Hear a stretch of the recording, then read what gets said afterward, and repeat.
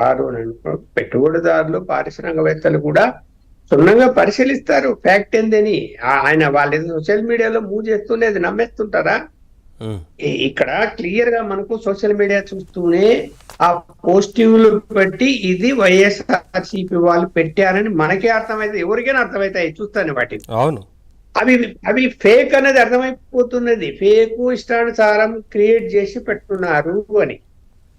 అలాగే కొంతమంది పాత్రికేయులు కూడా కొన్ని యూట్యూబ్ ఛానల్స్ లో కూడా వాళ్ళైతే ఎవరైతే వాళ్ళకి పే చేస్తూ వాళ్ళని పోషించారో ఈ 5 ఏళ్ళు వాళ్ళు మాట్లాడుతున్నారు.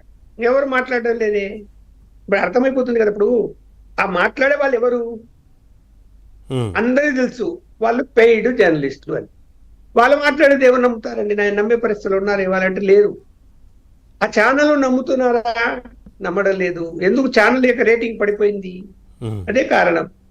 అందువల్ల ఏంటంటే అంత సులభంగా మనం ఏదో గ్లోబల్ ప్రచారాలు చేస్తే ప్రజలు నమ్మేస్తారు అని అనుకుంటే అది పొరపాటు ఒకటి. రెండోది, ఇప్పుడు ఏం ఎన్నికలు ఉన్నాయని ఇవన్నీ గ్లోబల్ ప్రచారం చేసుకోవాల్సిన అవసరం ఇంకా 2 సంవత్సరాలు ఉన్నాయి లోకల్ బాడీ ఎలక్షన్స్ కు.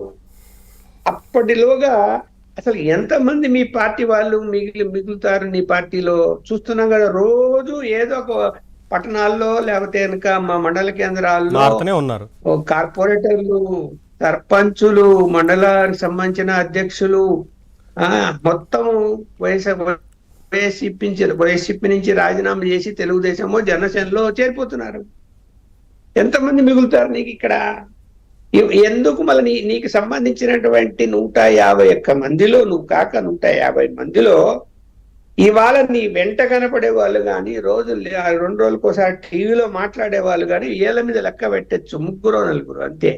ఏమైపోయారు అందరూ? రాష్ట్రం వదిలిపెట్టి వెళ్ళిపోయిన వారు, గతంలో మంత్రులుగా పనిచేసిన వారందరూ వెళ్ళిపోయారు. మరి కొందరు విదేశాలకి వెళ్ళిపోయి ఎంజాయ్ చేస్తున్నారు. అవును, ఆఫ్ డ్రెస్సులు వేసుకొని తిరుగుతున్నారు కొంతమంది సరదాగా. మరి ఇలాంటి నువ్వు పార్టీని ఏ విధంగా ముందుకు తీసుకెళ్తావంటే నీ మీద నమ్మకం పోయింది. మీ పార్టీ వాళ్ళకే. మీ పార్టీ వాళ్ళే రోజు విమర్శిస్తున్నారు కదా, ఛానల్స్ లో సోషల్ మీడియాలో వస్తున్నాయి కదా.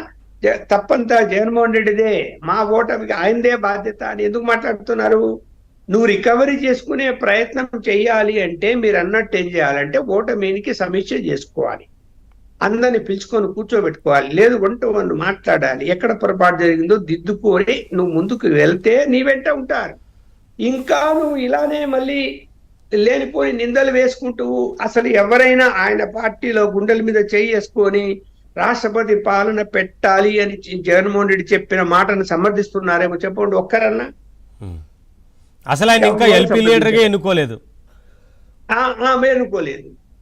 మరి అలాంటి పరిస్థితులను పార్టీని నడుపుకుంటూ, అసలు పార్టీ ఉంటుందో లేదో ఫ్యూచర్ లో ఎవరికి తెలియదు. మీ పరిస్థితి ఎలా ఉంటుందో తెలియదు, బయట ఉంటావో లోపల ఉంటావో తెలియదు. అందువలన ఎవరు నమ్మటం లేదు. వాళ్ళ పార్టీ వాళ్ళే ఏమో ఈ పార్టీ ఉంటుందో ఉండదో, ఈయన ఉంటాడో ఉండడో,